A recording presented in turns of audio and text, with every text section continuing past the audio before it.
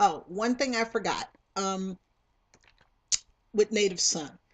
At one point, Max, uh, Bigger's trying to explain to Max, this is the last thing about Native Son. Bigger's trying to explain to Max how scared he was or how he felt trapped in that room with Mary. I mean, can you imagine you are in a white woman's bedroom in her parents' mansion, and you're the chauffeur. And at one point, Max asks him, he says, did you like her? Because he's trying to explain to Max he did not rape her. And Max asked him, he says, did you like her? Did you like her? And I guess meaning, were you attracted to her? I guess is what he was trying to ask him, I guess. And Bigger says, no, I hate her. I hated her, because when she walked into the room, he was terrified of her because these are the type of women that get you killed. And he goes, no, no, no, I hated her. I hated her. And then Max wanted to know, well, why? And Bigger was at a loss to explain that, these are the kind of women that, get you killed. She came in there asking me about unions and stuff and almost got me lost my job before I even had it and, that kind of thing. So I thought that was pretty intense also too. My arch villain, he doesn't love that saloon girl. I mean, uh he just has sex with her. He doesn't care. And how he feels about my female lead, I kind of left it ambiguous, but I kind of thought because he always wondered why the slave husband wasn't satisfied with what he had. That there is no way uh that my main female character was going to live as man and wife with this slave husband she married just to make her lover jealous. But my villain doesn't understand, well, look, you've got food, you've got liquor, you've got your own house to live in, that should be enough you know and he doesn't ever realize. And like the other, I suppose, slave men or whatever that was going on the plantation, he um is envious of this woman. He knows she's above his station, but he still kind of, wants her. He does try to attack her and sexually, and that's when she gets away and she throws dirt in his eyes and runs. And he says something like, well, if she didn't want to be with a colored man that bad, for heaven's sake, let her go. I think I was just kind of ambiguous as to how he, really, really feels about her. Um, Other than she was a prize and that, that her slave husband, my villain, can't figure out why for the slave husband that wasn't enough. And then he asked him, why don't you get one of the gals, who would be, happy to stay here with you in this house and, whatever. But, he has a different, the slave husband, he has a different attitude. And like all the men you know, in the stories in the book, he comes of his own and decides that he's had enough of this. She's his wife and he wants the master to keep his hands off his wife. He wants her to be a wife to him, and of course that's his demise. But to move on, I but I just thought of that when I got up on the break when I was listening to the other part. Now about as far as the new book is concerned, let's see. Well, the challenge was to make the characters alike, but make them different, which sounds stupid.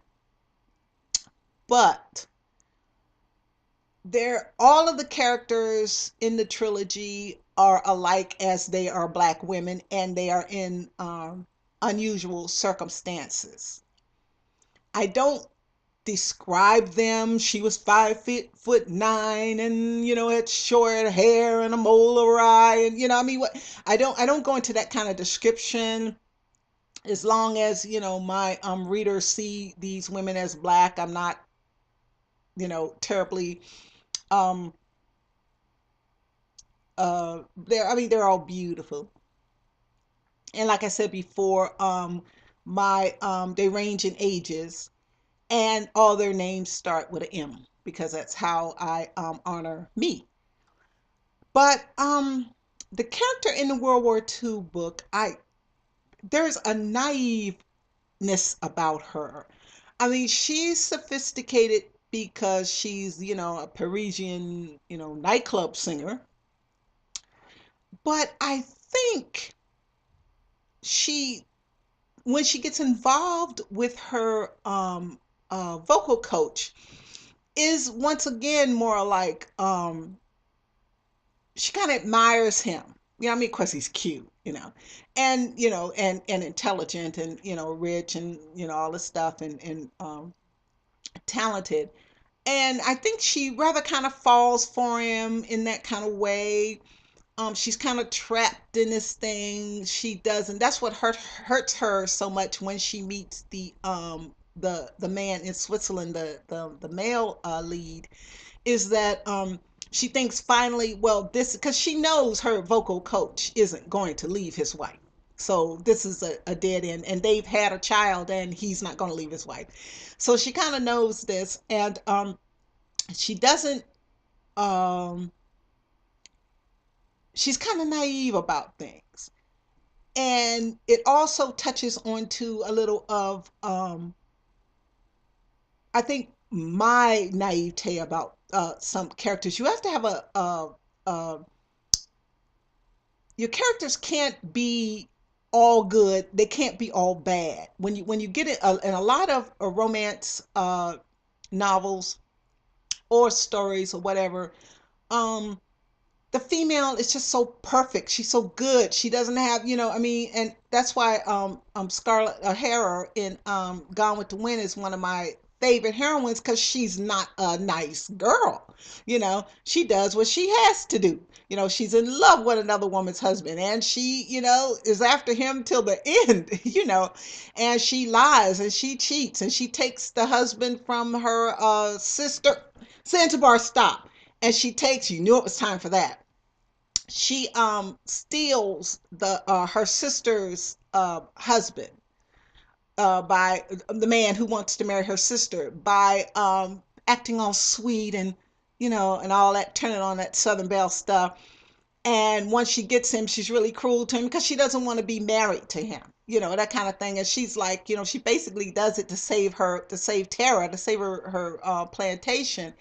And because she knows, he has money, but she's like, okay, my sister doesn't know how to work this. I got this, basically, is what she says. And that's why I really like her as a character. And it's likewise my character in Autumn. She is a she can be very materialistic, and she holds a grudge, and she's very class conscious, and she's very that's why I think she makes the transition from like pampered slave girl to like kind of glorified, mistress of her own, plantation, basically, when she's in Missouri, and then to socialite when they move to New Orleans. And she's, it's all parties and teas and charity work, and she doesn't lift a finger or anything like that. She makes that transition easily because of basically the person she is. um the same thing with World War II. She is a nightclub performer, but what she really wants is, her own. She wants her own man. She wants to be, and that's what really hurts her when she's very disappointed. Not only that she's scared to death of this man, but she's very disappointed, more disappointed, because here she thinks finally I'm gonna have a a man of my own, and she learns what he is, who he is, what he is, and she's terrified of that. Um, I thought, yeah, and you really want to get away from your characters being too much alike. That's why I kind of made her. Um, and also I made it very, very interesting that she would be in the resistance, but she doesn't really at first take a uh active role. She's more or less, I didn't see that, I don't see nothing, I'm not telling on anybody, but I'm not doing nothing. And like I said before, she does little things, she changes the words to songs, or wears a certain color on a certain night and does things like that. Later on, she is torn between um her German lover. She knows he must be important. She knows he must know things that would be important to their cause, and it could help the war, the allies in the war effort. But she still is and Madame tries to push her towards spying more, ask him questions, this kind of thing. What did he say? Like she came back from the weekend with him the first time they go away, and Madame is asking her, well, what did he say, where is he going now, what's going on? And she really doesn't want, she's torn between, I don't know how to put it, not wanting to hurt him, but also she's afraid of him. She has a little girl, so she has something to lose. She does not want to get into a position where um her daughter could be hurt, or she could be taken away from her daughter, because her little girl's father is already in a concentration camp somewhere, and probably, for all she knows, dead already. And so she doesn't really want to do anything to put her daughter in jeopardy. She doesn't want to put herself in jeopardy for her daughter's sake.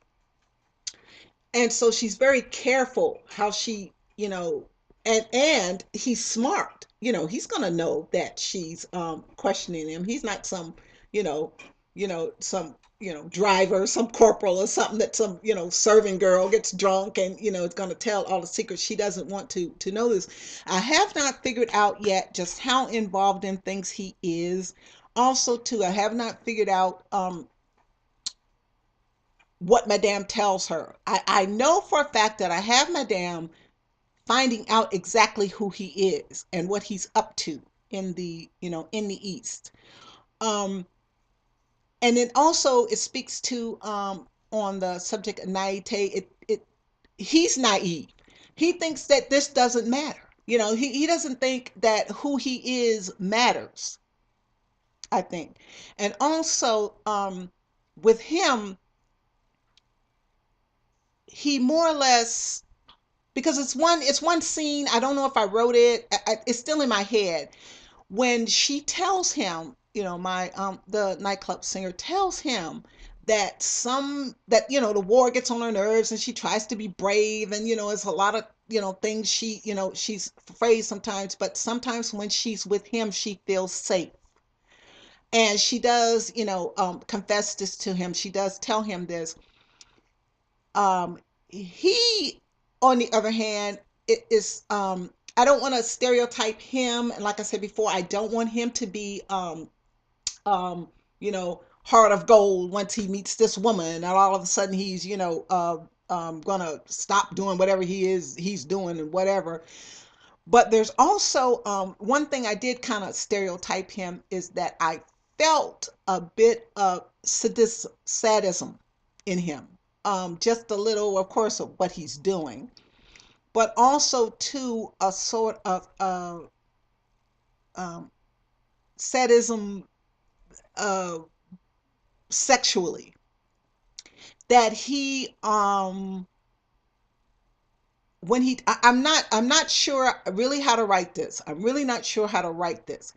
But when he's in her dressing room after she's told him to get lost, and he comes to the show anyway that night, and he's in her dressing room, and he's telling her, look, we need to go out, we need to go away, we need to, make love. And he tells her something like, I'm the person that can give you what you want. There's something in him, that's sadistic, and something in her that's masochistic, and he senses this. And when they go away to the beach house and they're alone, and they're in the beach house, and they're making love, or whatever, after the round one, he kind of does something, kind of scares her. They're kind of laying there, kind of pillow talking, and anyway, and I'm not really sure how far to go with this, but I always notice that when I question something, that's where I should go. If I'm not uncomfortable, I read something one time, if your dreams don't make you uncomfortable, it's not worth it. Um, he, it's after round one, and they're laying there kind of having pillow talk or something, and he puts his hand over her mouth, like just kind of to frighten her. And I mean, she's underneath him. He has his hand over her mouth, and he really kind of turns into, because I mean, he's been this nice guy. He's cooked her dinner. They've had champagne. They've been dancing outside to his records. This kind of thing. They took a walk on the beach. He's been really sweet. And and then round one is this delicate, wonderful love making, session. And then round two gets rough. He's like, okay, it's time for me to show my true color. He puts his hand over her mouth, and of course she's terrified. She's, oh my God. Oh wait, he didn't kill me. This is it. He's gonna get me now. Kind of thing. And it frightens her that she's excited. It frightens her that she's excited by this. And I think that's when I think he says something like, um,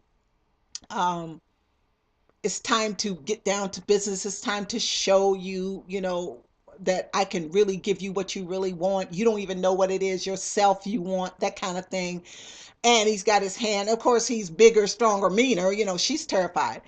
And I'm not really sure where it goes after that. I mean, I'm pretty sure where it goes after that, but I don't really see him really letting up on her. I see him. Well, what he does, he asked her. He says, "Well, do you want to play? Do you want to play rough like this? And if you do, squeeze my arm or something like that." He does, and she does. She kind of squeezes his arm to tell him it's okay. Because I think, yeah. Well, no, I know he would have backed off. He would have backed off, but he's pretty sure that this is what she wants. So he's not afraid she's going to deny him. But, for safety's sake, for sanity's sake, mine included, I do think he would have backed off if she had said no, if she'd been afraid to endure this. And what I'm thinking is that when he takes her to the chateau, which, remember, I told you it's a chateau up on the hill. He has a beach house on right down on the beach where the water is, and there's a chateau up on the hill. And I'm thinking, in the chateau, it might be all that S&M stuff. All the, like a little dungeon kind of thing is what I'm thinking, maybe. But I don't know if I want to push it that far. But then again, like I said, when you're writing and when you question yourself, like I said before, there's only one time I stopped and went, I can't write that. And then I wrote it. So, but I would never, there are some things I would not write. I would never have, like I said before, of course, never a sexual scene of some kind with an adult and a child. No, not, no, for sensation, nothing. You know, um, there is some abuse, that some of my characters have gone through, but it's never written out. You don't read it, you don't see it. I won't do that. But these are two grown people, and she does consent. And I think he says, well, it's something. after their initial night together. And of course, the next morning she's terribly ashamed of, the way she's acted. And I think he does take her to the chateau, and I think he does show her what he's got going on up there. So that's it. It is time for dinner, and I'll talk to you guys later.